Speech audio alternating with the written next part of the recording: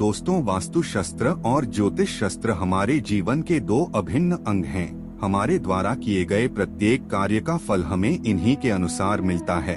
हम दिन भर जो भी काम करते हैं और जो भी बात कहते हैं या सुनते हैं, अन्यथा यहाँ तक कि जो भी खाते पीते और पहनते हैं, उसका प्रभाव हमारे जीवन पर अवश्य पड़ता है, क्योंकि वास्तु शास्त्र की हमारे हर क्रियाकलाप पर दृष्टि होती है। वास्तु शास्त्र में हमारे जीवन के प्रत्येक दैनिक क्रियाकलाप के लिए कुछ नियम निर्धारित किए गए हैं, जिनमें हमारे नहाने से संबंधित भी कुछ नियम हैं, जैसे कि हमें किस समय नहाना चाहिए और किस समय नहीं, किस तरह नहाना चाहिए और किस तरह नहीं नहाना चाहिए। तो आज हम ये देखेंगे कि वास्तु शास्त्र में महिलाओं के नहाने से संबंधित किन नियमों का पालन करने के लिए कहा गया है, ताकि कुछ गलतियां ना हो जाएं जो नहीं करनी चाहिए। आपको सुनकर हैरानी होगी कि घर की महिलाएं नहाते समय यदि कुछ नियमों का भी पालन करें तो भी घर में सुख समृद्धि और शांति आती है। तो आइए जान लेते हैं महिलाओं को किस प्रकार से नहाना चाहिए और भगवान श्री कृष्ण के अनुसार महिलाओं को नहाते समय कौन सी बातों का ध्यान रखना चाहिए। लेकिन दोस्तों, उससे पहले आपसे रिक्वेस्ट करते हैं कि वीडियो को लाइक अवश्य कर दें, दोस्तों को शेयर कर दीजिएगा, और अगर आपने अभी तक चैनल को सब्सक्राइब नहीं किया है तो चैनल को सब्सक्राइब करके बेल आइकन को जरूर दबा दें।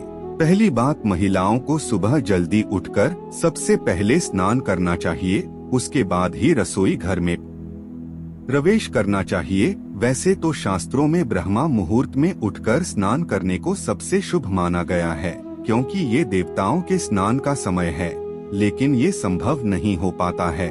इसलिए सुबह जितनी जल्दी हो सके उतनी जल्दी महिलाओं को नहा लेना चाहिए। जल्दी स्नान करने से पूरा दिन शरीर में चुस्ती फुर्ती बनी रहती है, काम के लिए उत्साह बना रहता है, आलस कम होता है, स्वास्थ्य अच्छा रहता है और नेगेटिव विचार मन में नहीं आते, जिसका शुभ परिणाम परिवार के अन्य सदस्यों पर भी पड़ता है। दूसरी बात, स्नान के बाद भगवान की पूजा को भी शास्त्रों में बहुत महत्वपूर्ण माना गया है। स्नान के भगवान का नाम स्मरण करने और पूजा पाठ करने से घर में पॉजिटिव ऊर्जा व्याप्त हो जाती है और सुख शांति आती है। इसलिए महिलाओं को नहाने के बाद सबसे पहले भगवान का नाम स्मरण करना चाहिए। इससे मानसिक तनाव दूर होता है, राग द्वेष दूर होते हैं और परिवार में आपसी स्नेह बना रहता है। तीसरी बात दोस्तों, नमक हमारे रोज की खाने की एक अत्यंत आवश्यक वस्तु है, लेकिन का स्वाद बढ़ाने के अलावा नमक वास्तु शास्त्र की दृष्टि से भी अत्यधिक महत्वपूर्ण वस्तु है। यदि किसी घर में दिन रात कलह या लड़ाई झगड़े वाद विवाद होते रहते हैं तो उस घर की महिलाओं को नहाने के पानी में नमक मिलाकर नहाना चाहिए। वास्तु शास्त्र के अनुसार नमक में नेगेटिव ऊर्जा को दूर करने की शक्ति होती है और ये राहु केतु के दुष्प्रभाव को भी नष्ट करता है। ये उपाय करने से घर की सारी नकारात्मकता, तनाव तथा संकट दूर होते हैं और सुख शांति समृद्धि आती है। दोस्तों, अब हम एक विशेष बात जान लेते हैं कि महिलाओं को नहाते समय किस एक बात का ध्यान रखना चाहिए, जिसे वास्तु शास्त्र के अनुसार भी गलत माना गया है और अक्सर महिलाएं यही गलती कर बैठती है। नहाते समय किसी भी महिला को पूर्ण रूप से नग्न होकर नहाना नहीं चाहिए। ये वास्तु शास्त्र की दृष्टि से सही नहीं होता है। इसके पीछे क्या कारण है, आइए हम जानते हैं। धर्म के एक महापुराण पद्म पुराण में इसका कारण एक कथा के रूप में बताया गया है कि महिलाओं को सार्वजनिक रूप से पूरी तरह निर्वस्त्र होकर नहीं नहाना चाहिए। दोस्तों, भगवान श्री कृष्ण की लीलाओं की कहानियाँ तो आपने अनेकों बार सुनी होगी। इनमें से आपने वो कहानी भी सुनी होगी जिसमें भगवान श्री कृष्ण यमुना नदी में स्नान कर रही गोपियों के वस्त्र चुरा लेते हैं, और इस कहानी को आपने मात्र श्री कृष्ण की गोपियों के साथ मस्ती समझ लिया होगा, लेकिन ये असली कारण नहीं है। इस भगवान श्री कृष्ण की गोपियों और सभी महिलाओं के लिए एक सीख छुपी हुई है।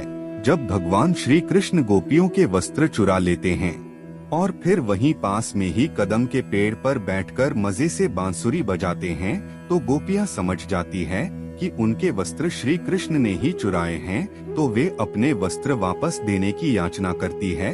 श्री कृष्ण पहले तो वस्त्र लौटाने से मना करते हैं, और फिर गोपियों के बहुत मनाने के बाद उन्हें स्वयं ही बाहर निकलकर वस्त्र ले जाने के लिए कहते। गोपियाँ कहती हैं कि वे उनके सामने पानी में से निर्वस्त्र बाहर कैसे आ सकती है। तो श्री कृष्ण कहते हैं कि जब तुम निर्वस्त्र होकर नहा रही थी तब तुम्हें लगा होगा कि यहाँ कोई नहीं है, लेकिन तुम्हें इस अवस्था में मेरे साथ साथ अन्य ने भी देखा है। मैं तो परोक्ष या अपरोक्ष रूप से इस संपूर्ण सृष्टि के कण कण में व्याप्त हूँ, इसलिए मुझसे कुछ भी छुपा नहीं है। साथ ही धरती, आकाश तथा पानी में रहने वाले जीव जंतुओं और पशु पक्षियों ने भी तुम्हें ऐसा देखा होगा। स्वयं जल देवता वरुण ने भी तुम्हें निर्वस्त्र देखा है और वे तुम सभी से बहुत क्रोधित हैं।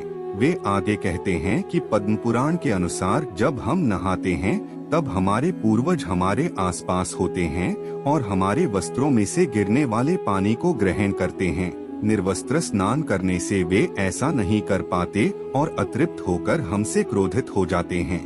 तब गोपियों को अपनी भूल का एहसास होता है और वे श्री वरुण देव और अपने पूर्वजों से क्षमा याचना करती है और कभी भी निर्वस्त्र होकर स्नान न करने का संकल्प लेती है।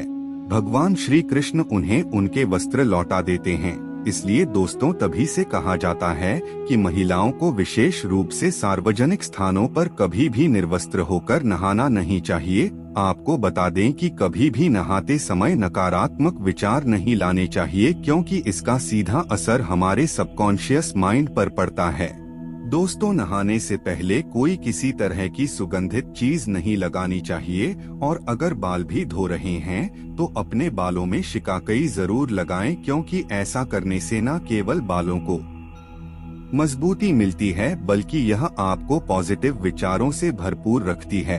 आपको नहाने के तुरंत बाद भी कोई किसी तरह की सुगंधित चीज का इस्तेमाल नहीं करना चाहिए, क्योंकि ऐसा करने से नकारात्मक ऊर्जाएं जल्दी वास करती हैं। तो दोस्तों, ये थी वो महत्वपूर्ण बातें जो नहाते समय ध्यान में रखनी चाहिए। कमेंट में श्री कृष्णा अवश्य लिखें। आज के लिए बस इतना ही, लेकिन जाने से पहले अगर वीडियो अच्छा लगा हो तो एक लाइक अवश्य कर दें और चैनल को सब्सक्राइब कर लें।